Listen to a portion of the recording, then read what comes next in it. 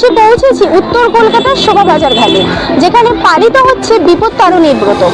আসুন দেখে নেব কিভাবে এখানে পালিত করা হচ্ছে বিপত্তারিণী ব্রত।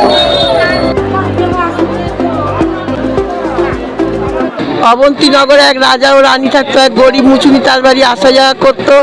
গরিব মুচুনিকে রানীমা অনেক টাকা পয়সা দিয়ে সাহায্য করতো।